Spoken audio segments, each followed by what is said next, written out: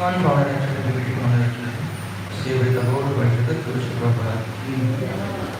विष्णुपाद परमहंस प्राचार्य श्रीकृष्ण श्रीमती सिद्धांत सरस्वती ठाकुर की जयंत कोटि वैष्णव की नामाचार्य दास ठाकुर की प्रेम से कहो जय श्री कृष्ण चैतन्य प्रभु नित्यानंद श्री अद्वैत गदाधर शिवाचार्य गौर भक्तवृंद की श्री श्री राधा कृष्ण गोपीनाथ श्याम सुंदर गिरि गोवर्धन की श्री मथुरा वृंदावन धाम की नवदीप मायापुर धाम की जगन्नाथ धाम की द्वारका धाम की गंगा माई जमुना माई की भक्ति देवदसी महाराज की उपस्थित भक्त वृंद की ताई गौर महाराज की all glorious to somebody who is Hare Krishna, all glorious to somebody who is Hare Krishna, all glorious to all glorious to all glorious to His people and forever, all glorious to Sri Prabhupada. Om Namo Bhagavate Vasudevaya.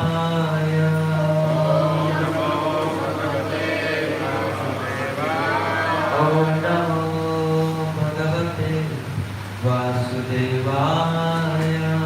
Om Namo Bhagavate Vasudevaya. Om Namo Bhagavate Vasudevaya.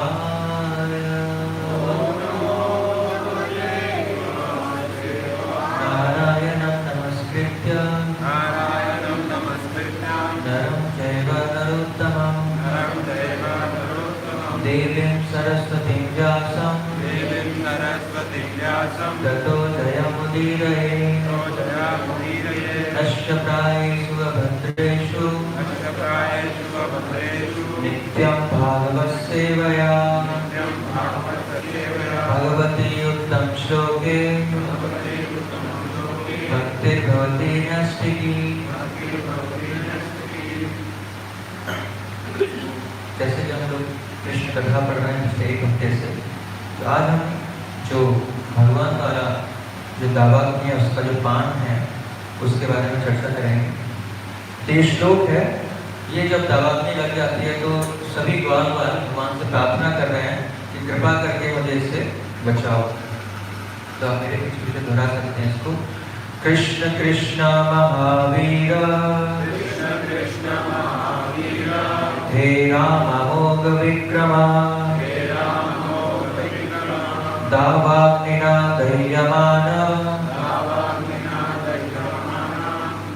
आन प्रपन्नां स्त्रातुर्मर्हत। कृष्ण कृष्ण महावीर हे राम अमोघ विक्रमा दाव अग्निना दह्यमानान् प्रपन्नान् त्रातुम् अर्हत। कृष्ण कृष्ण महावीर हे राम अमोघ विक्रमा दावग्निना दह्यमानान् प्रपन्नान् त्रातुम् अर्हत।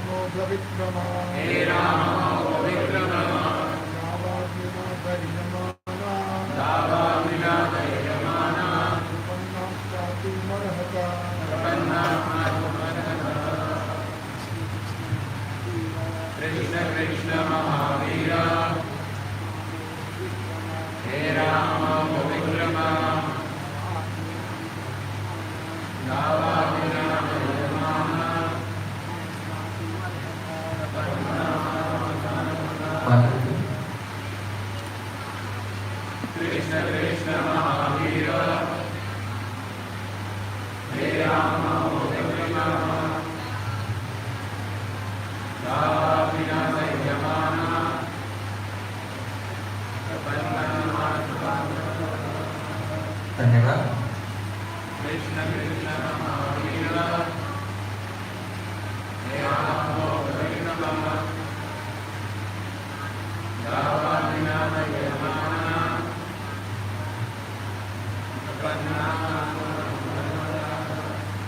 धन्यवाद। शब्दार्थ अनुवाद एवं तात्पर्य श्री प्रभुपाद जी के द्वारा श्री प्रभुपाद की कृष्ण कृष्ण कृष्ण कृष्ण हे कृष्ण महावीर हे अत्यंत बलशाली हे राम अमोघ विक्रम अमोघ शक्ति वाले दाव अग्निना जंगल की आग से दह्यमानान जलते हुओं को प्रपन्नान शरणागतों को त्रातुम अर्हतः कृपया बचाएं। अनुवाद।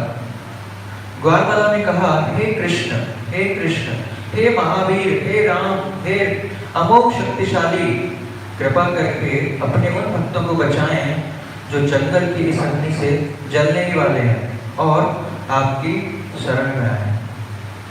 ओम अज्ञानतिमिरान्धस्य ज्ञानाञ्जनशलाकया चक्षुरुन्मिलितं येन तस्मै श्रीगुरुवे नमः।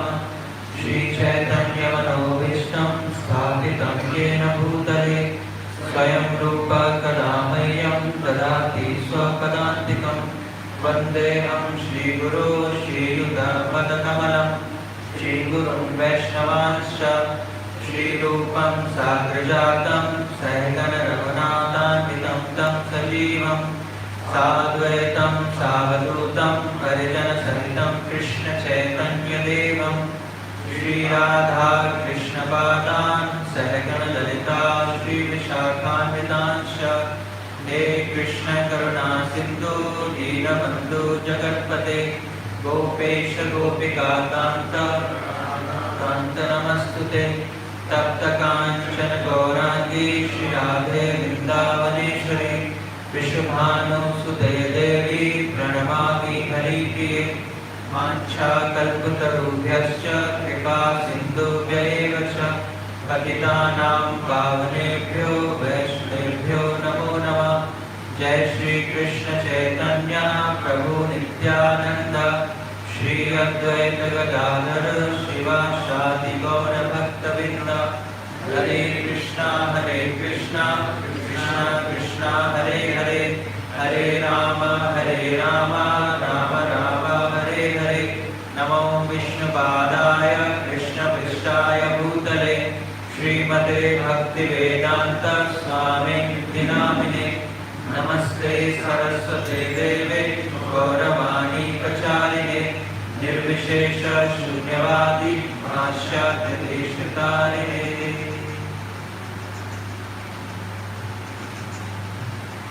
हरे कृष्णा। तो आप सब भक्तों का स्वागत है आज की श्रीमद् भागवत कक्षा में। तो फाइनली आज 2-3 महीने बाद मेरा नंबर क्लास का है। मैं आपसे कथा चर्चा करने से पहले आप सबके आशीर्वाद की कामना चाहता हूँ कि हम जो भगवान की लीला कर रहे हैं और दावना का पान कर रहे हैं, इससे हमको शिक्षाएं हम जीवन में ग्रहण कर सकें और उनको अपने जीवन में उतार भी सकें। कल हमने चर्चा किया था कि कालिया दमन लीला किस तरह भगवान कालिया के फनों पर नृत्य करते हैं और जो भी उसके अंदर का विष है उसको निकालते हैं। तो हमने देखा था कि भक्ति ठाकुर कृष्ण संहिता में जो हर असुर जो अनर्थ को व्यक्त करता है उसके बारे में बताते हैं। तो जो कालिया है, जो निर्दयी व्यक्तित्व है हमारे अंदर, निर्दयता और जो कपटता है, जैसे चालाक निष्कपट मतलब कपटता पूर्वक व्यवहार करना, तो वो कार्य दर्शाता है। और भगवान ये लीला करके बताते हैं कि ऐसे व्यक्ति का ब्रज में कोई स्थान नहीं, जिसके अंदर निर्दयता है और कपटता है, तो ऐसे व्यक्ति का क्या है, ब्रज में स्थान नहीं है। इसी वजह से भगवान उसको क्या है, भेज देते हैं कि भाई जाओ, आप ब्रज में नहीं रह सकते। तो ब्रज क्या बहुत ही निर्मल स्थान है। ये उन लोगों के लिए जिनका हृदय बहुत ही कोमल है, जिनके अंदर कोई कपट भाव नहीं है, हृदय क्या उनका निर्मल है। और जो शिव जी हैं, शिव जी का क्षेत्र पालक हैं, तो शिव जी ये ध्यान रखने को भी ऐसा लगता है अंदर ना घुस पाए।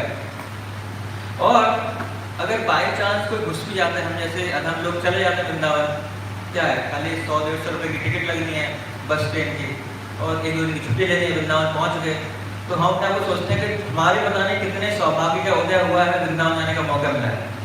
ऐसे सोचते हैं हम अपने आप को कि हम कितने भाग्यशाली हैं, या कितने हमने पुण्य कर्म किए होंगे तो हमें क्या वृंदावन में प्रवेश करने का मौका मिल गया। ऐसा शास्त्र में वर्णन भी है। लेकिन जो जिस वृंदावन में हम जाते हैं, वास्तव में वृंदावन में नहीं जाते, क्योंकि हम अपने प्रयास से वृंदावन में चले भी गए, लेकिन जो शिव जी हैं वो क्या करते हैं, ऐसे लोगों के लिए, हम जैसे लोगों के लिए उस वृंदावन को ढक देते हैं। तो जो वास्तव में वृंदावन है उसको हम नहीं देखते, हमें तो वही सुअर है, गंदी नाली है, ये आपस में झगड़ रहे हैं, ये बीड़ी पी रहे हैं, ये रिक्शे वाली लड़ाई कर रहे हैं, हमें तो यही सब दिखाई देता है। लेकिन जो भगवान की दिव्य लीलाएं हैं वो हमें से किसी को दिखाई दी हुई वृंदावन में। तो भले कि हम चले गए, लेकिन फिर भी हम वृंदावन में नहीं गए, क्योंकि हम अभी क्या पूरी तरह से शुद्ध नहीं हो पाए। जब हम शुद्ध होंगे तो क्या होगा, तभी हम उस वातावरण में जा पाएंगे। सो जो असली वृंदावन की जो शक्ति है उसको क्या ढक देते हैं शिव जी, क्योंकि हम उसके लिए काबिल नहीं है, हमारे अंदर योग्यता नहीं है। लेकिन कभी कभी हम देखते हैं कि प्रवेश जैसे मिल भी गया कालियानाथ को, सो भगवान कालियानाथ को प्रवेश देने के बाद ये शिक्षा दे रहे हैं हमको कि अगर धाम में ऐसा कोई व्यक्ति घुस भी जाता है तो क्या होता है, वो लोगों का कुछ बिगाड़ नहीं सकता, कुछ आदम प्रदान नहीं होगा। तो कालिया क्या किसी को बिगाड़ नहीं पाया, भगवान ने क्या उसको मार के भगा दिया। और हम देखते हैं बाद में जितने भी जीव जंतु, पशु पक्षी और जो ग्वाल बाल सराते मूर्छित हो गए थे, सबको भगवान ने क्या जीवित कर दिया। अगर ऐसा कोई व्यक्ति घुस भी जाता है वृंदावन में गलती से, तो भी वो वृंदावन भगवान की कृपा से किसी का कुछ नहीं बिगाड़ सकता। तो जब हम वृंदावन जाएं तो देख सकते हैं वृंदावन दिखाई दे रहा है, नहीं दिखाई दे रहा। और जब वृंदावन में जाएं तो हमें प्रयास करना चाहिए कि सरल हृदय लेके जाएं और कोई निष्कपट भावना हो, नहीं तो हम भी कालियानाथ को रिप्रेजेंट करेंगे। तो इस तरह ये लीला होती है। और जब कृष्ण भगवान वहाँ से वापस आते हैं तो सभी ग्वाल बाल जो स्पेशली विशेष रूप से यशोदा माता जो है बिल्कुल मूर्छित हो गई थी। और जैसे ही कृष्ण वापस आए तो सबके हृदय में क्या है, बहुत ही हर्षोल्लास, बहुत ही आनंद की लहर दौड़ गई। सब लोग खुश हैं भगवान को देखकर। अब सुबह से ये लीला चल रही थी, कार्यक्रम चल रहा था, भगवान खेल रहे थे, तो ये सारी लीला समाप्त होते होते क्या संध्या का समय हो गया, रात होने लगी। और सभी ग्वाल वाले जो है वो थके हुए थे और उनके अंदर इतनी शक्ति नहीं थी, इतना बल नहीं था कि वो घर पे जाए इतनी दूर कि वहां पर जाके स्टे करें। तो उन्होंने सोचा कि यहीं पे क्या रात बिताते हैं, उनके अंदर इतनी शक्ति तो है नहीं। और दूसरा कारण प्रभुपाद जी तात्पर्य में लिखते हैं कि वो इसलिए भी वृंदावन नहीं गए कि अगर यहाँ पर रुकेंगे तो हमें निरंतर कृष्ण का हम देख पाएंगे कृष्ण को, क्योंकि अभी तक क्या हमें कृष्ण से विरह हो रहा था, कृष्ण से देख नहीं पा रहे थे, कृष्ण को कष्ट में देख रहे थे। अभी क्या हम कृष्ण को आनंद में देख रहे हैं। तो इस पल को, एक क्षण को हम क्या समाप्त नहीं करना चाहते, क्योंकि घर पर जाएंगे तो अपने अपने काम में व्यस्त हो जाएंगे, कृष्ण अपने घर में अपने घर में, तो कृष्ण के दर्शन नहीं हो पाएंगे। तो यहाँ पे क्या है, यहाँ पे सभी लोग आराम से एक टक भगवान को निहार सकते हैं, भगवान को देख सकते हैं। तो इस कारण से भी वो लोग उसी स्थान पर उन्हें रुकने का प्रणित किया। और दूसरा एक और जीव गोस्वामी बताते हैं इसमें कि सभी जो ग्वाल वाले उनको भूख लग रही थी, लेकिन फिर भी उन्होंने गाय थी वहाँ पर, लेकिन गाय का दुग्ध पान नहीं किया किसी ने, क्योंकि सबको शंका थी, डाउट था कि ये सबने क्या है उस पानी को पिया है तो जहर हो सकता है, अगर दूध का पान करेंगे तो उसमें जहर भी हो सकता है। तो इसीलिए किसी ने भी वहाँ पर पान नहीं किया और सभी लोग वहीं विश्राम कर रहे हैं, भूख प्यास, क्योंकि वो कृष्ण के रूप का अमृत पान कर रहे हैं। तो दूध क्या है एक तरह से नॉर्मल है उसके सामने, तो अमृत पी रहे हैं, इसीलिए उनको भूख प्यास ज़्यादा सताने दी। और धीरे धीरे जब रात्रि में जब वृंदावन में सभी लोग सो गए थे तो क्या हुआ, वहां पर भीषण आग लग गई। तदा शुचि वनोद्भूतो दावाग्नि सर्वत्रोभजम सुप्तम निशीत आवृत्य व्रत मुख चक्र में। जब लोग सोए हुए थे तो आसपास क्या है, बहुत भीषण आग लग गई और चारों बीच में ब्रजवासियां, चारों तरफ क्या है, पूरी आग ने उनको घेर लिया और सभी ब्रजवासी उसको प्रयास कर रहे हैं बुझाने का, लेकिन उस आग को बुझाने में कोई भी व्यक्ति सफल नहीं हो पा रहा। तो यहाँ पर विश्वनाथ चक्रवर्ती ठाकुर अपने टीका में बताते हैं कि कालिया जब नाग की मृत्यु हो गई, मृत्यु नहीं हुई, जब उसकी हार हो गई तो उसके जो ये दावाग्नि है, क्या उसके मित्र के रूप में आई कि मेरे मित्र को कैसे भगवान ने कष्ट दिया, तो मैं क्या भगवान के पार्षदों को, भगवान को कोई कष्ट देती हूँ। ये भगवान के मित्र को रिप्रेजेंट करती है, सॉरी ये कालिया के मित्र के रूप में आई दावाग्नि। तो दो बार भगवान ने आग का पान किया था, अग्नि का। ये तो एक पहली लीला है और ये दूसरी लीला है जो हमने श्लोक पढ़ा है 19वें अध्याय में आएगी, ये 17वां अध्याय है। इसके बाद ये जो अग्नि है सबको जलाए जा रही है ना, और धीरे धीरे करके ये अग्नि विशाल रूप ले रही है और धीरे धीरे अग्नि बढ़ती जा रही है ना।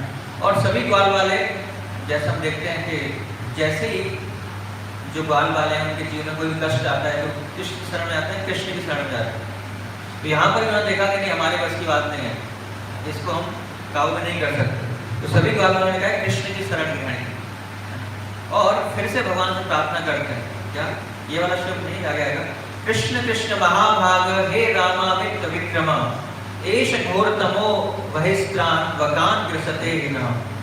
कि कृष्ण कृष्ण हमारे क्या है, रक्षा करो, समस्त वैभव के स्वामी है ना, आपके अंदर क्या है, समस्त वैभव है और आप सभी प्रकार से सक्षम हैं, सभी जो कारण है समस्याओं के उन समय सुलझाने में। असीम शक्ति के स्वामी राम, यह अत्यंत भयानक अग्नि आपके भक्तों को निगलने ही वाली है, तो आप रक्षा करो। अगर आप रक्षा नहीं करोगे तो क्या होगा, तो भयानक अग्नि क्या है, आप नहीं निकलोगे इसको तो हमें निकल जाएगी। इसलिए जल्दी से जल्दी आके हमें क्या है, इस अग्नि से निकाल कर। तो भगवान तो भक्त वत्सल है और भगवान ज्यादा समय तक अपने भक्तों को कष्ट में नहीं देख सकते, इसलिए भगवान तुरंत गए और उन्होंने 25वें श्लोक में, तो यहाँ पर हम देखते हैं कि जो भगवान के सखा हैं वो किस लिए डर रहे हैं, इसलिए नहीं डर रहे कि मेरी मृत्यु हो जाएगी, वो किस लिए डर रहे हैं कि हम आपका संग नहीं कर पाएंगे।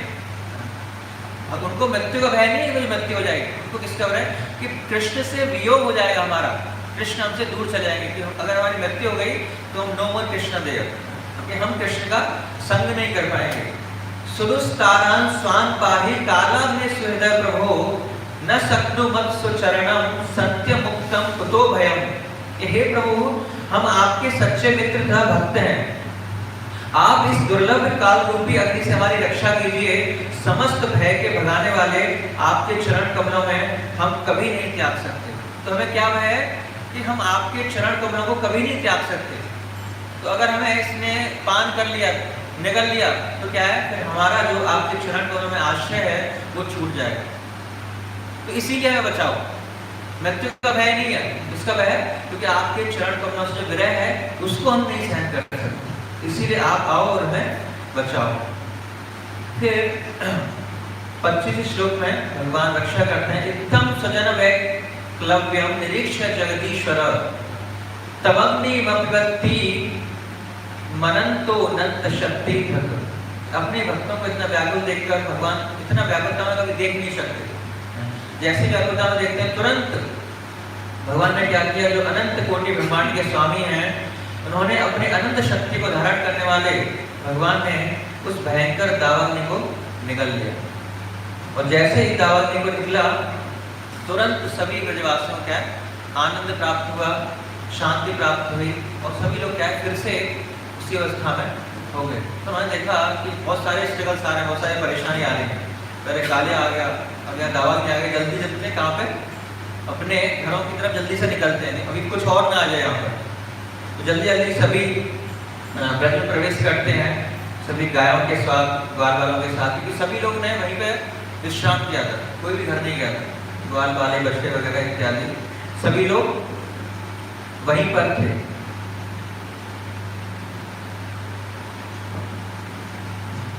सो उसके बाद सारे ब्रजवासी गांव में प्रवेश करते हैं और सारी जो पीड़ाएं हैं इत्यादि हैं, जो दिनचर्या है फिर से शुरू हो जाती हैं और ग्रीष्म ऋतु आ जाती है। तो 18वें अध्याय के दूसरे श्लोक बताया गया है कि ग्रीष्म ऋतु की शुरुआत होती है। ब्रजे विप्रीडतोरेयं गोपाल श्यामाय ग्रीष्मो नामोत्तरभवन्नान् प्रेयाक्षीणाम्, कि जब कृष्ण बलराम इस तरह अपने सामान्य ग्वाल वालों के भेष में सभी क्रीड़ाएं कर रहे हैं, ग्वाल वालों के साथ खेल रहे हैं और आनंद लूट रहे हैं, धीरे धीरे क्रमशः क्या है ग्रीष्म ऋतु आ जाती है। ग्रीष्मो नामोत्तरभवन्नान्, लेकिन यह ऋतु जो देहधारी को अत्यंत सुहावनी नहीं लगती। हम देखते हैं कि जब गर्मी आती है जैसे अभी चल रही है तो हमारे लिए इतनी अनुकूल नहीं होती है, बहुत दिक्कत होती है। पंखा चाहिए, एसी चाहिए, कूलर चाहिए, गर्मी हम नहीं रह सकते, तो इतनी अनुकूल नहीं है। लेकिन ये विशेष रूप से ये लाइन यहाँ पर यूज की है कि ये ऋतु देहधारियों के लिए अत्यंत सुहावनी नहीं लगती, देहधारियों के लिए सुहावनी नहीं है, लेकिन जो भगवान के भक्त हैं जिनका दिव्य शरीर है उनके लिए सुहावनी है। कैसे सुहावनी है? सो सुखदेव गोस्वामी अगले श्लोक में बताते हैं क्यों सुहावनी लगती है।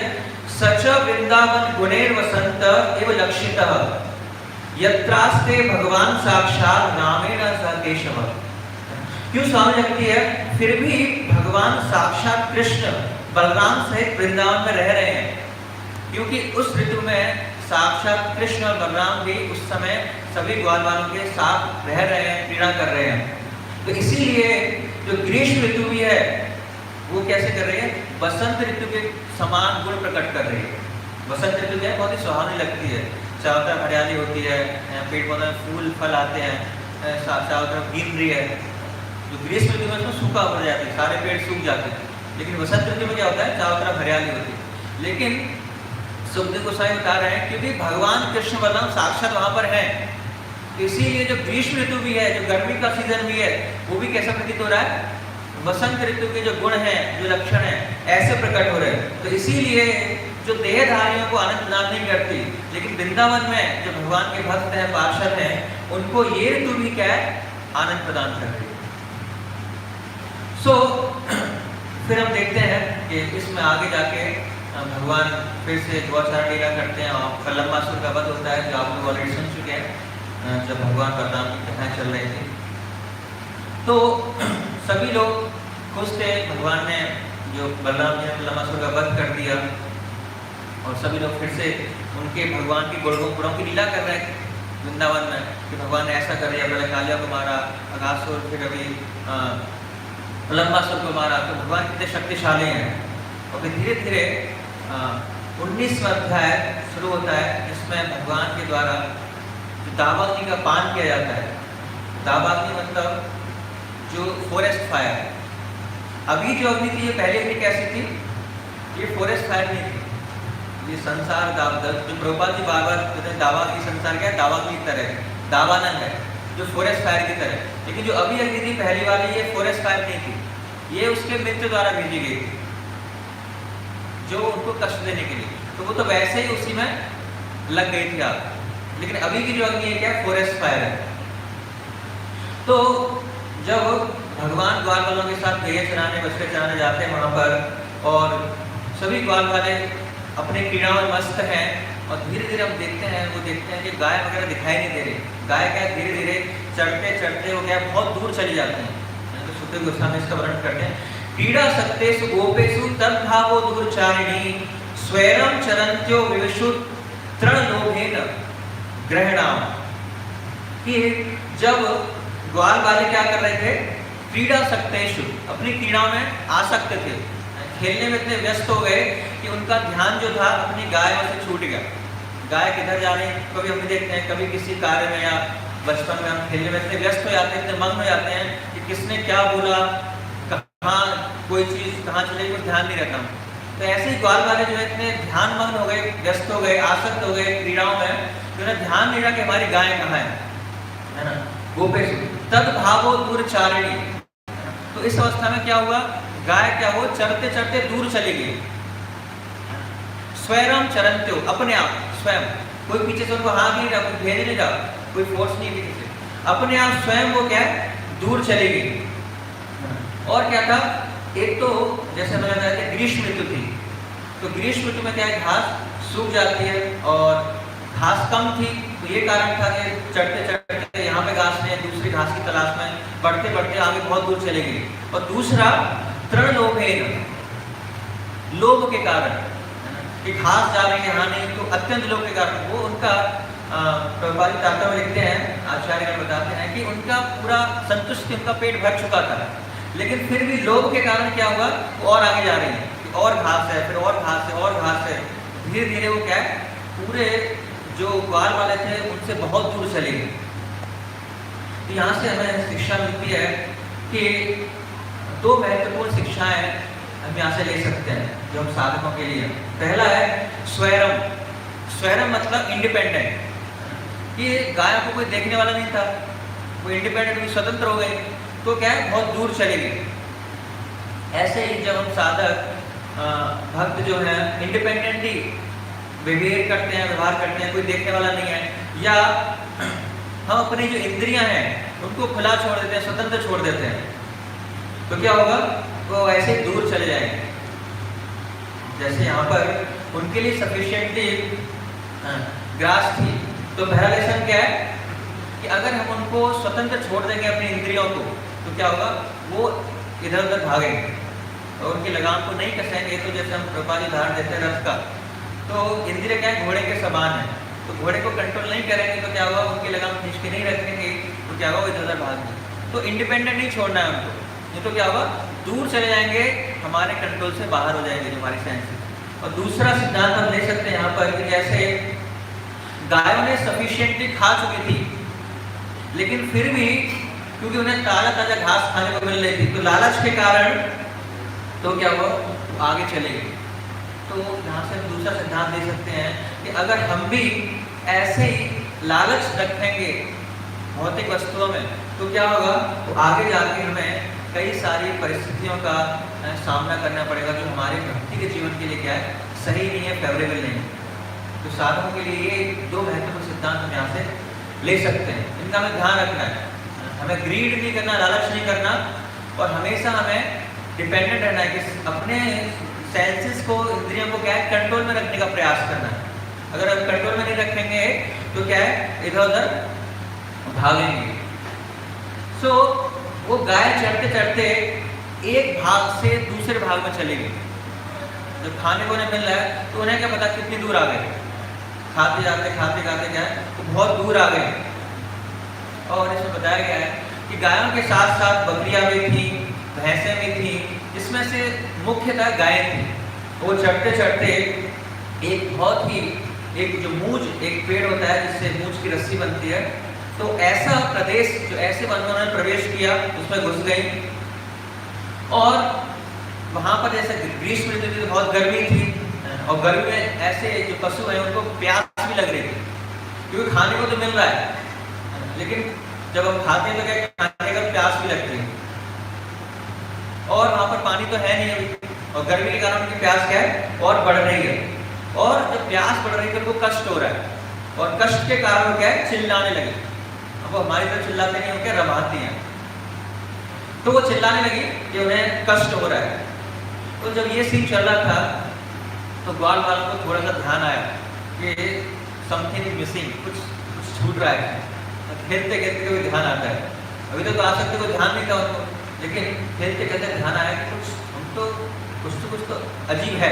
तो वहाँ देखा कि आसपास गाय नहीं है, तो क्या है, पश्चाताप करने लगे, सोचने लगे कहाँ चली गई, क्यों हम इतने खेल में व्यस्त हो गए। ते पश्यंत पशून गोपा कृष्ण रामा दयस्तता जातानुतापा न विदुर विचिवंतो गवाम करते। ते पश्यंत, वो सोचने लगे, पश्चाताप करने लगे कि हम कहाँ यहाँ इस क्रीड़ा में फंस गए। सारे ग्वाल वाले जब उन्होंने गायों को अपने सामने ना देखा, तो कृष्ण, राम और अन्य जो ग्वाल मित्र थे उनके सभी अपनी जो असावधानी है उस पर क्या है, पछतावा हुआ है। ते पश्यंत पशून गोपा, असावधानी का क्या, पश्चाताप करने लगे कि क्यों हमने ऐसा किया, क्यों हमने ध्यान नहीं दिया। अब क्या होगा, अब घर पे कैसे जाएंगे बिना गायों के, घर पे डांट पड़ेगी, इतनी सारे गायों को खो दिया, अब कैसे ढूंढेंगे।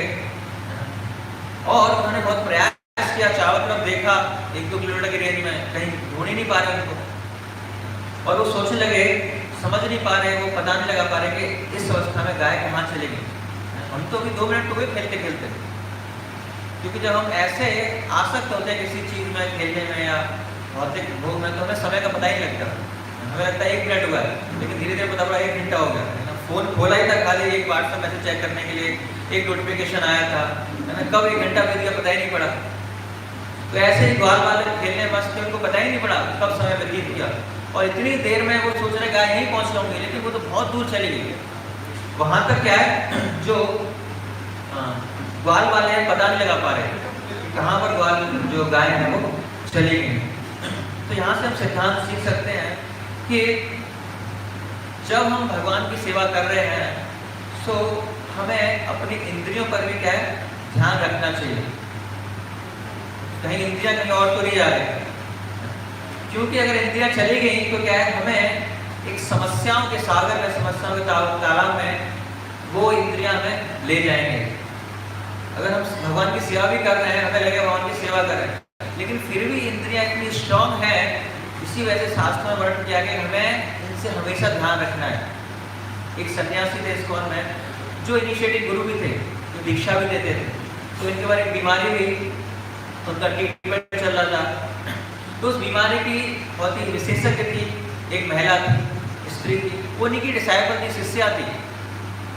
तो शिष्या उनकी सेवा करने लगे, और किसी को आपत्ति नहीं थी, क्योंकि उनकी शिष्या है और गुरु बहुत ही सीनियर है, शिष्या यंग है। लेकिन धीरे धीरे क्या हुआ, उन जो सन्यासी थे उनकी आसक्ति शिष्या से हो गई। सो कहने का मतलब क्या है कि हम भगवान की सेवा कर भी रहे हैं, लेकिन धीरे धीरे हम देख सकते हैं कि हमारे स्ट्रॉन्ग है, कब क्या हो जाएगा हम कुछ नहीं कह सकते। तो इसीलिए परम पूज्य जय स्वामी महाराज बताते हैं कि even if the ladies are serving Krishna so nicely, you have nothing to do with them. As far as possible, maintain the distance. Separation, separation and separation. ये दोनों के लिए लागू होता है, स्त्री का पुरुष के लिए, पुरुष का स्त्री के लिए, कि हमारी इंद्रियां इतनी स्ट्रांग हैं। इसीलिए हम देख सकते हैं कि अगर भगवान की सेवा भी कर रहे हैं अच्छी तरह से, तो भी हमें क्या है, डिस्टेंस एक प्रॉपर मेंटेन करनी चाहिए। जो जितना आवश्यक है उतना ही हमें संग करना चाहिए, नहीं तो कब कब हमारी इंद्रियां किस हमें भयानक सागर में ले जाएंगी समस्याओं के, हमें पता भी नहीं चलेगा। ये यहाँ पर कहने का मतलब। इसके बाद फिर हम गाय को ढूंढ रहे, ग्वाल वाले को मिल नहीं रही, और उन्होंने सोचा कैसे गाय को ढूंढा जाए। तो उन्होंने देखा कि जो गाय के खुर हैं उनके निशान पड़े हुए हैं, तो गाय के खुरों के निशान को पीछा कर रहे हैं कि कहाँ जा रहे हैं वो। और जब गाय ने घास खाई, जब गाय घास खाएगी तो गाय जो घास खाने के बाद उसको एरिया क्या खत्म हो जाएगा, घास हट जाएगी। तो देख रहे हैं कि कहाँ कहाँ से घास चर के खत्म होती जा रही है। तो उसका पीछा पीछा करते करते वो ऐसे स्थान पर पहुंच जाते हैं और अपनी गाय को ढूंढने में सफल हो जाते हैं। और धीरे धीरे जब तक वो पीछा कर रहे थे, गाय उनको दिखाई नहीं दी थी, तो उनके मन में चिंताएं भी हो रही थी कि हमारे पास तो यही एक धंधा है, यही काम काज है, अब ये भी छूट जाएगा तो क्या करेंगे, कैसे हमारी आजीविका का पालन होगा, क्या हम खाएंगे, है ना। जैसे लॉकडाउन में सबकी नौकरी सब बंद हो गई, तो सोच रहे थे क्या करेंगे। तो ऐसे यहाँ पे ग्वाल वाले सोच रहे हैं कि अब क्या करेंगे, यही आजीविका का साधन था, है। और ग्वाल वाले गाय सारी गाय हो गई, चली गई, तो हम क्या करेंगे अब। तो ऐसे धीरे धीरे बढ़ते हैं और वो अंत में उनको मुंजावन में धीरे धीरे चलते चलते उन निशानों को फॉलो करते हुए उस मुंजावन में पहुंचते हैं और वहां पर उन गाय को प्राप्त करते हैं। और जैसे वो गाय भी इधर क्या कर रही थी, मुंजावन में वो अपने रास्ते भूल गई। अब वो चली तो गई, अब गाय के अंदर इतनी बुद्धि है नहीं कि जहाँ से मेरे खुर के निशान है वापस आ जाऊँ, तो मनुष्य के अंदर इतनी बुद्धि है, तो वो तो फंस गई। वो समझा कि मुझे तो रास्ता है ही नहीं, पता ही नहीं। तो बहुत ही घना मुंजावन था। तो वहां पर जो गाय है चिल्ला रही है भूख प्यास की वजह से। तो यहाँ पर हम सिद्धांत ले सकते हैं कि जब हम इंडिपेंडेंटली स्वतंत्र छोड़ेंगे अपनी इंद्रियों को, तो इस अवस्था में क्या है, हम खाली रो सकते हैं। जैसे यहाँ पर क्या है, ग्वाल वाले भी रो रहे हैं, उन्होंने जब अपनी इंद्रियों रूपी गाय स्वतंत्र छोड़ दिया, और गाय जो होगा चिल्ला रहे हैं। और जो गाय है वो क्या अपना रास्ता भूल गई है। सो जब हम भागवत मार्ग पे चलते हैं तो यहाँ पे क्या है, मुंजाटव्याम भ्रष्ट मार्गम, है ना। तो जब हम भागवत मार्ग पे चलते हैं तो कभी कभी हम क्या है, भ्रष्ट मार्ग को फॉलो करने लग जाते हैं, अपना रास्ता भूल जाते हैं। भागवत मार्ग को फॉलो कर रहे थे लेकिन धीरे धीरे कुछ थोड़ा सा डेविएशन आया और हम क्या है, इधर जाना था हमको, कहीं और चले गए किसी वन में, और वहां से हम वापस आ नहीं पा रहे। तो इसीलिए हमें ध्यान रखना है कि जिस रास्ते में हम चल रहे हैं उसी रास्ते में चले, उससे हम ना भटके। तो उसके बाद जो गाय हैं वो प्राप्त करते हैं ग्वाल वाले, और गाय भी थोड़ा दूर थी, इधर उधर भटक रही थी, तो उन्होंने देख लिया, अभी उनके पास नहीं गए, अभी क्या उन्होंने देखा है खाली। तो कृष्ण क्या करते हैं, सभी गायों को पुकारते हैं, नाम लेके बांसुरी बजाते हैं। ता आहूता भगवता मेघ गंभीरया गिरा स्वनाम नाम निरनम शुद्धा प्रतिनेदु प्रहर्षिता। कि जो भगवान है वो क्या है, अपनी वाणी से, कृष्ण क्या है, भगवान अपने गायों को पुकार रहे हैं, वो चिल्ला रहे हैं उधर से और कृष्ण को पुकार रहे हैं, अलग अलग नाम ले रहे हैं, श्यामा है, रंभा है। तो जैसे जैसे गाय का नाम ले रहे हैं तो गाय तुरंत पीछे देखती है कि कोई बुला रहा है, और तुरंत भगवान से स्नेह से, प्रेम के स्नेह से तुरंत भगवान की तरफ दौड़ती है। तो इस तरह सारी गाय क्या है, भगवान की तरफ आ रही हैं। और शुद्धा प्रतिनेदु प्रहर्षिता, कि जब उन्होंने भगवान की इस पुकार को सुना तो जो गाय है वो क्या, बहुत ही हर्ष हुआ, और जो भी उनका कष्ट था वो चिल्ला रही थी कष्ट के कारण, भूख प्यास के कारण, सारा कष्ट क्या है, दूर हो गया। सो ऐसे ही जब हमारे जीवन में अगर समस्या आती है, कष्ट आता है, जैसे प्रभुपाद जी बताते हैं कि जो संसार है वो क्या, दावानल है, चारों तरफ कष्ट ही कष्ट है, लेकिन केवल एक ही ऑप्शन क्या है, केवल भगवान कृष्ण का चिंतन करेंगे हम, तो जितना भी हमारा शोक है, जैसे गायों का शोक दूर हो गया, तो अगर हम भी कृष्ण का चिंतन करेंगे तो सारा शोक क्या है, दूर हो जाएगा। और यहाँ पर दूसरा सिद्धांत हम ले सकते हैं कि कृष्ण पुकारते हैं। सो हम देखते हैं कि इस भौतिक संसार में बहुत सारे लोग क्या है, अपने जीवन के लिए मांग कर रहे हैं, पुकार कर रहे हैं, जैसे भी कोरोना बीमारी आई थी, सब लोग क्या जीवन के लिए पुकार रहे हैं, लेकिन वास्तव में कृष्ण सबको पुकार रहे हैं। और कृष्ण की पुकार क्या है, कृष्ण सबको पुकार रहे हैं, बोल रहे हैं, क्या बोल रहे हैं, मन मना भव मद भक्तो मद त्याज्यो नमस्कुरु सर्व धर्मान् परित्यज्य मामेकम शरणं व्रज। कि मुझे नमस्कार करो, मेरी पूजा करो, मेरी भक्ति करो, सभी धर्मों का क्या है, परित्याग कर दो, सभी धर्मों का परित्याग कर दो, केवल मेरी शरण में आओ, मैं करूंगा, मैं सभी तुम्हारे पापों से मुक्त कर दूंगा।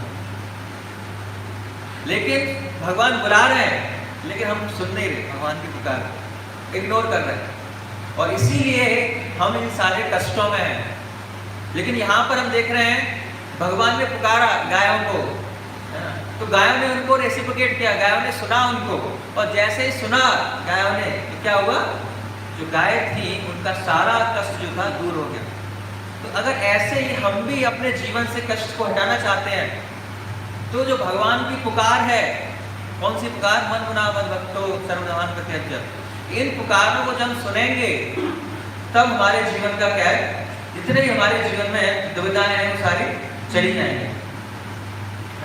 तो इस अवस्था में हम नहीं सुने, हम सोए हुए हैं, हम सोए हुए हैं, कृष्ण की पुकार को नहीं सुन रहे, और इसीलिए कृष्ण कभी कभी क्या करते हैं, हमें जगाने के लिए ऐसे ऐसे कैलेमिटीज को, दुविधाओं को भेजते हैं कि हम जग जाएं और कृष्ण को पुकारें फिर। इसी वजह से भगवान कभी कभी ऐसी जो दुविधाएं उनको भेजते हैं। तो जो कृष्ण की जो पुकार है वो बहुत ही डीप है, गहरी है, लेकिन क्या है, बहुत ही मधुर है।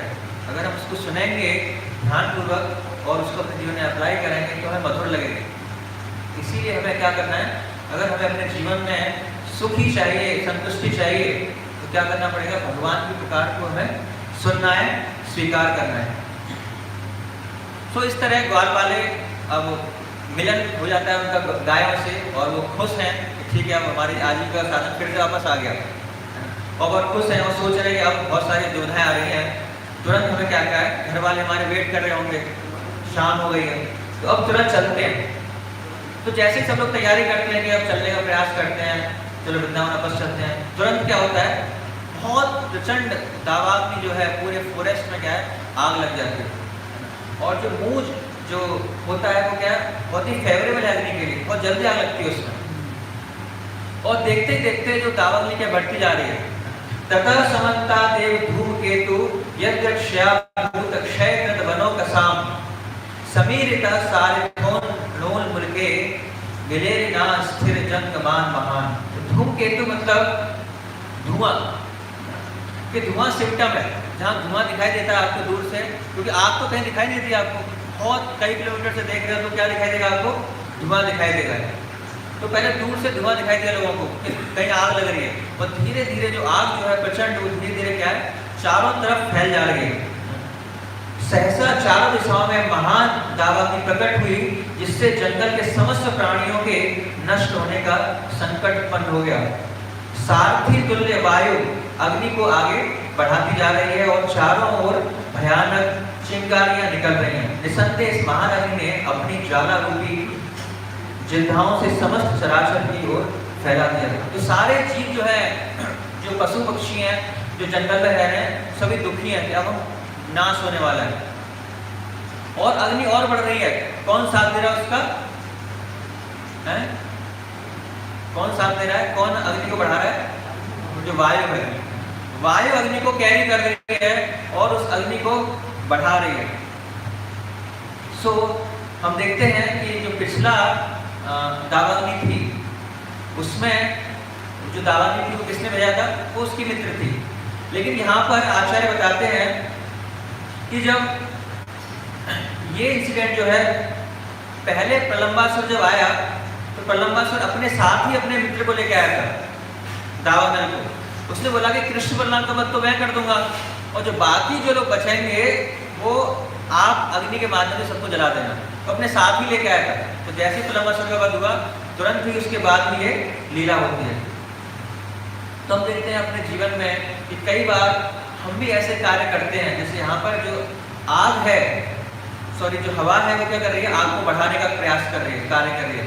तो हम भी अपने जीवन में कई बार ऐसी क्रियाएं करते हैं, ऐसे भौतिक चीजों को भोग करते हैं, जिससे हमारे इंद्रियों को क्या है, और बढ़ावा मिलता है ना, वो अग्नि का कार्य करता है। तो हमारी जो अग्नि है और बढ़ जाती है, हमारी जो इंद्रियों को भोग करने की इच्छा है वो और प्रबल हो जाती है।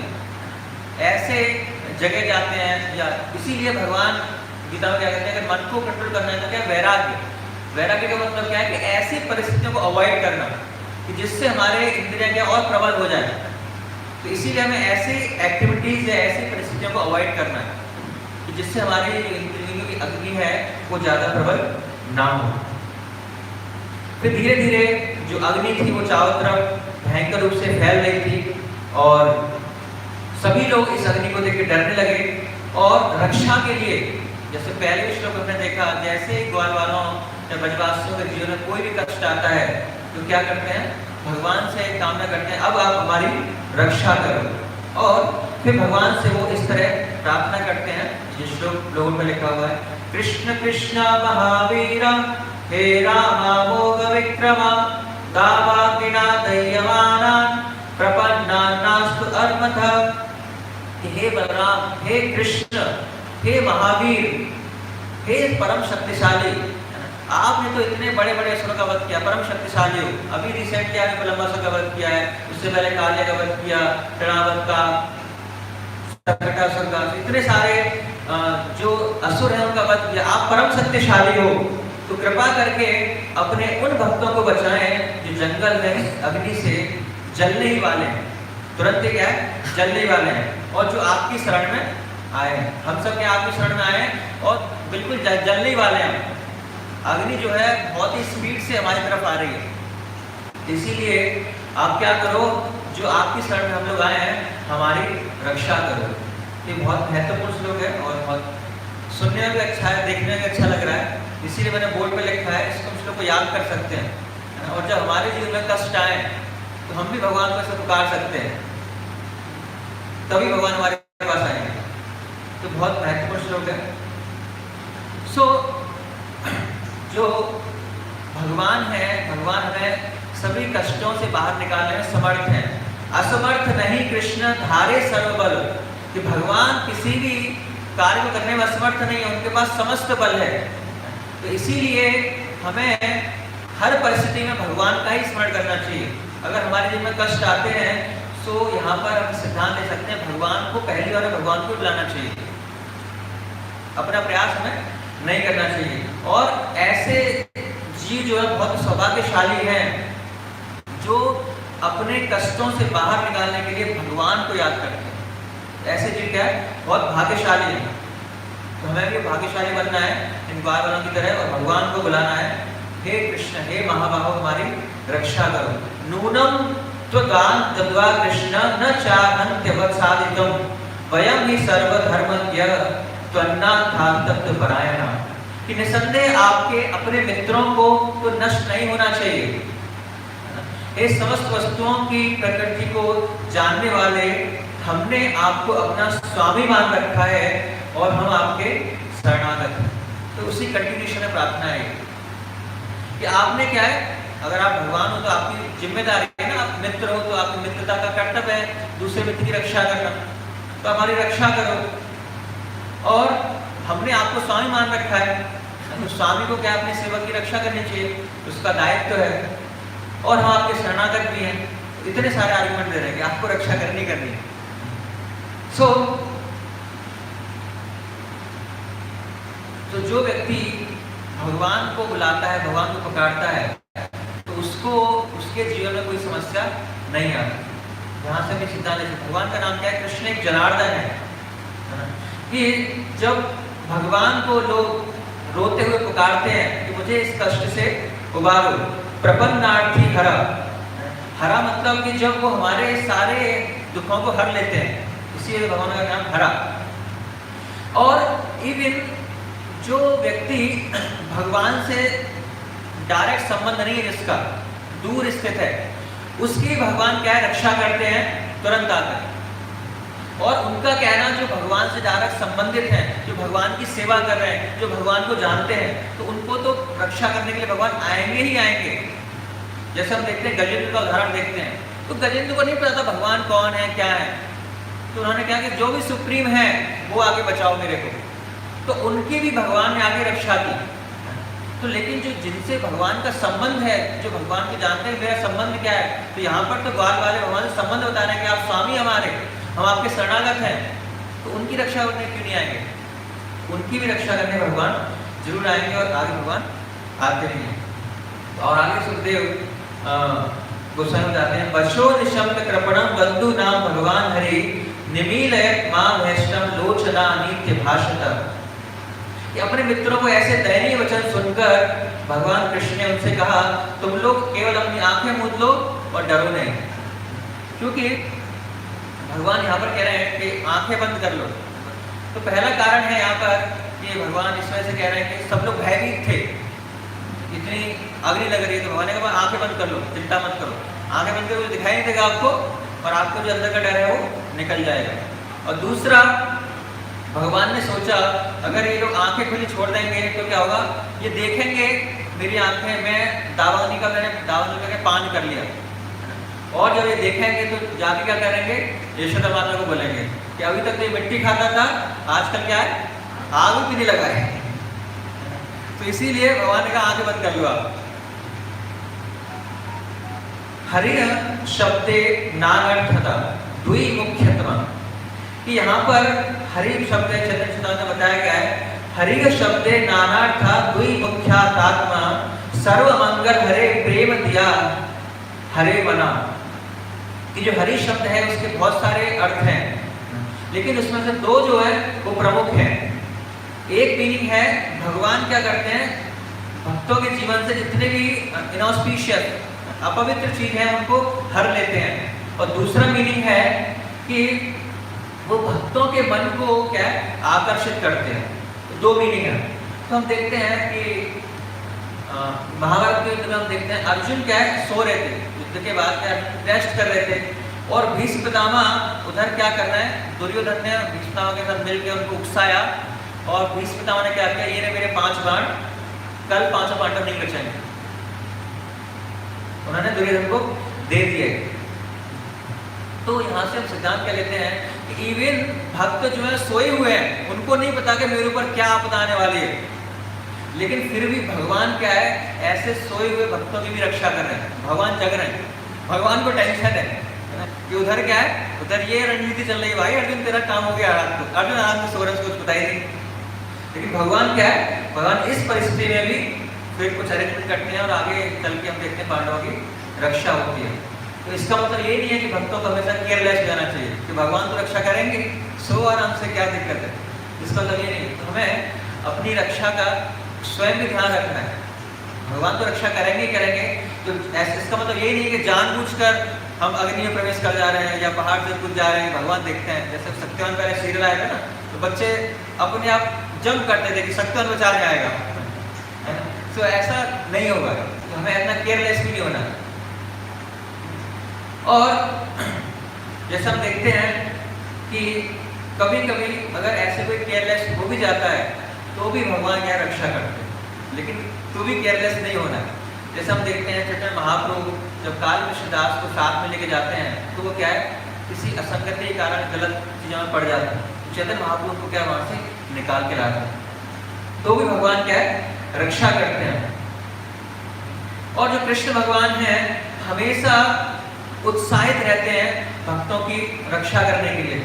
द्रौपदी के केस में हम देखते हैं कि ऐसा कहा जाता है, आचार्य कहते हैं कि Krishna doesn't take time to reach but takes time to start. Krishna भगवान तुरंत पहुंच गए थे वहां पर द्रौपदी की रक्षा करने के लिए, लेकिन भगवान इंतजार कर रहे हैं कि कब बुलाएगी मेरे को।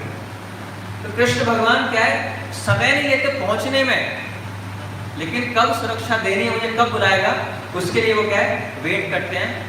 और कब वो भगवान से आग्रह करें कि मुझे बुलाओ, तो भगवान क्या उस चीज का वेट करें, लेकिन समय नहीं लगाते पहुंचने में, तुरंत पहुंच जाते हैं मन की स्पीड से। तो इस तरह यहाँ पर बहुत सारी शिक्षा हैं। उसके बाद जैसे ही उन्होंने आंखें बंद कर ली और भगवान ने क्या किया, उस दावना का पान कर लिया। तथेति मिलिताक्षेषु भगवान उल्बणं पीत्वा मुखेन तांकक्षा योगाधीशो व्यमोचयत्। कि बहुत अच्छा, बालकों ने कहा ठीक है हम अपनी आंखें बंद कर लेते हैं, और जैसे ही बालकों ने आंखें बंद की तुरंत उसी क्षण भगवान ने क्या किया, उस योग शक्ति के माध्यम से भगवान ने अपना मुख खोला और जो जितनी भी अग्नि थी उसको निगल लिया और अपने मित्रों को उस कष्ट से बचाया। तो भगवान ने उस अग्नि को एक आम रस की तरह, है ना, वो अग्नि थी जैसे हम आम रस पीते हैं, इतना स्वीट लगता है पीने में, उसको भगवान ने पी लिया। तो यहाँ पर एक शब्द है कृष्णक्षार। कृक्षार मतलब कि जो ग्वाल वाले थे भूख प्यास अग्नि से तड़प रहे थे, अग्नि के कारण, और भूख प्यास लग रही थी। तो जब भगवान ने उस अग्नि का पान किया तो क्या है, जितने भी उनकी तकलीफें थी सारी क्या है, दूर हो गई। और भगवान उस अग्नि का पान कैसे कर रहे हैं, उनको एक आम रस की तरह लग रहा है। तो जब भगवान भक्तों के कष्टों को हरण करते हैं तो उसको वो रेलिस करते हैं। भगवान को तो अच्छा लगता है, भगवान अपने भक्तों को कष्ट से दूर करना भगवान को बहुत अच्छा लगता है। और जब द्वारपाल ने आंखें खोली तो उन्होंने देखा कि कोई अग्नि है ही नहीं, और ऐसा दृश्य देख के वो चकित हो गए। जैसे मान लो कि अभी हम देख रहे हैं कि पूरे यहाँ पे क्या आग ही आग लगी चारों तरफ, और कोई हमसे कहता है आंख बंद कर लो, हमने आंख बंद कर ली और आंखें से खोली, अचानक से क्या पूरा सीन चेंज, तो हमें बहुत आश्चर्य होगा कि ऐसा कैसे पॉसिबल हो गया। तो जब ग्वाल वालों ने आंखें खोली तो वो देख रहे हैं कि इतना विकराल अग्नि जो थी वो कहाँ गई, तो आश्चर्य साथ देखते हैं। और वो देखते हैं कि हम सब क्या है, अब इस अग्नि से क्या है, हम सब लोग सेफ हैं, अब हमें यहाँ पर कोई कष्ट नहीं है। यहाँ पर हम इस लोग से शिक्षा ले सकते हैं कि जो भौतिक संसार की टेम्पटेशन है, जो प्रलोभन है, जब वो हमारे सामने आता है तो उसे देखकर हमें क्या करना चाहिए, अपनी आंखें बंद करनी चाहिए। अगर हम आंखें खुली रखेंगे तो उस प्रलोभन के कारण हमारी भक्ति में क्या है, बहुत सारी बाधाएं आएंगी। तो जैसे वो प्रलोभन आते हैं, टेम्पटेशन आती है, तो हमें क्या आंखें बंद कर लेनी चाहिए, लेकिन कान खुले रखने चाहिए। भगवान ने अपने ग्वालों को क्या बोला कि अपनी आंखें बंद कर लो। लेकिन भगवान आगे आदेश भी देंगे ना कि आगे खोल लो, क्या करना है, तो उसके लिए कान खुले भी रखने हैं। ऐसा नहीं कान आँख सब कुछ बंद कर लिया, कान भी बंद है, आँख भी बंद है, मुंह भी बंद है, ऐसा नहीं करना है। खाली आँख बंद करनी है और कानों को खुला रखना है। आँखों से क्या है, ऐसी चीज़ों को नहीं देखना है जो प्रलोभन है, उनके लिए आँखें बंद करनी है। लेकिन जो कृष्ण के आदेश हैं उनके लिए हमें कानों को खुला छोड़ना है। और अगर हम ये दो काम करेंगे तो क्या होगा, हम भी इस संसार रूपी दावाग्नि से बच सकते हैं, अन्यथा कोई उपाय नहीं है। सो भगवान ने अपने अंतरंगा शक्ति से उस दावाग्नि से बचाया गया। और वो सभी लोग सोचने लगे कि कृष्ण क्या है, अवश्य ही कोई देवता है, क्योंकि उनका जो भगवान से संबंध क्या है, प्रेम का संबंध है, प्रेम का संबंध है। तो कृष्ण को भगवान तो नहीं मान सकते, ये तो मेरे बराबर है, जैसे हमें हमारे साथ चले मेरे बराबर, कोई देवता होगा, कोई छोटा मोटा, कोई दिक्कत की बात नहीं है। तो ये प्रेम का संबंध है भगवान से। और फिर 15 श्लोक में गा सन्निवर्त सायाने सह रामो जनार्दन वेणु निर्णयन गोष्ठ मगा गोपेर विष्णुत। अब दोपहर हो चुकी थी और बलराम से भगवान कृष्ण ने गाँव को घर की ओर मोड़ा, सब लोग सब सेटल हो गया और सभी लोग बंसी बजाते हुए विशेष ढंग से और कृष्ण ग्वाल वालों के मित्रों के साथ अपने जो गोप ग्राम है नंदगांव है उसकी तरफ चल दिए।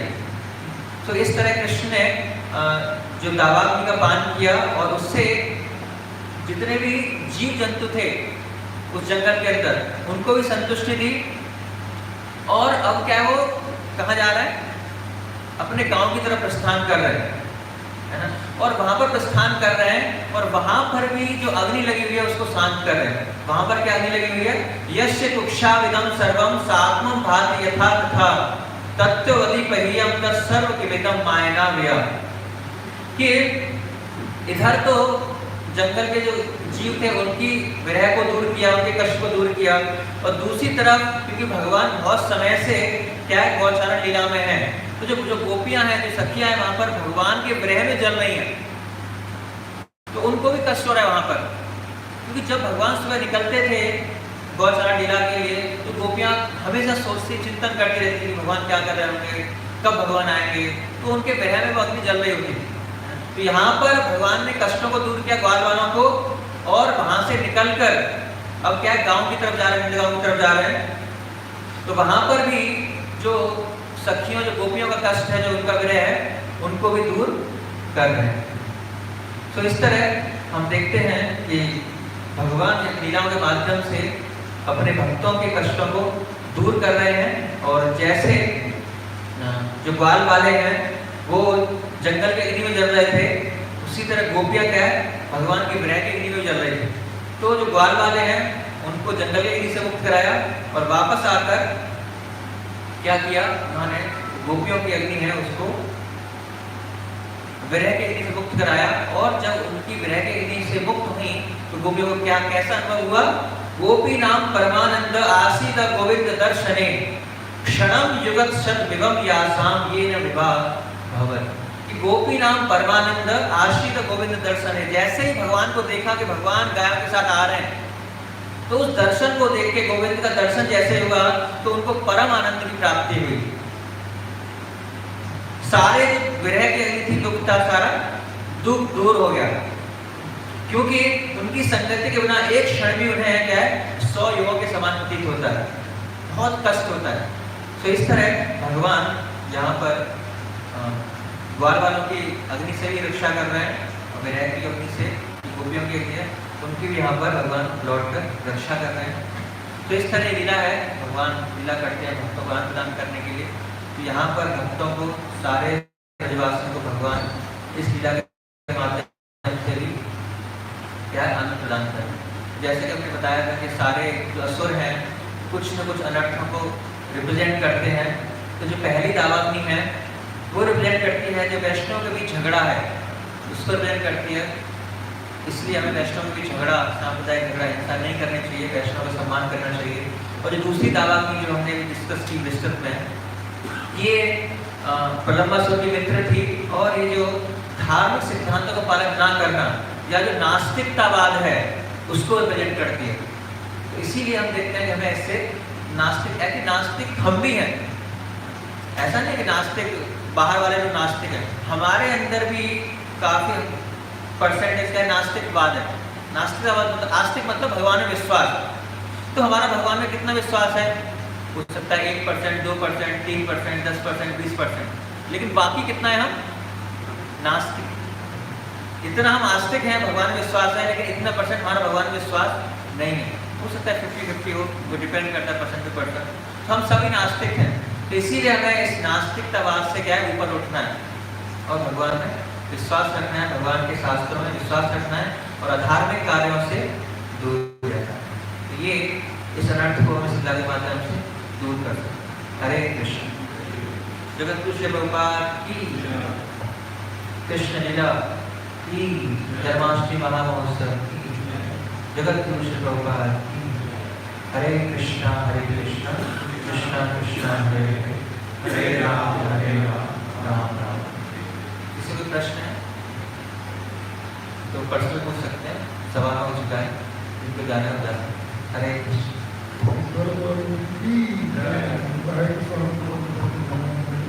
हरे कृष्णा कृष्णा कृष्णा हरे हरे, हरे राम राम राम हरे।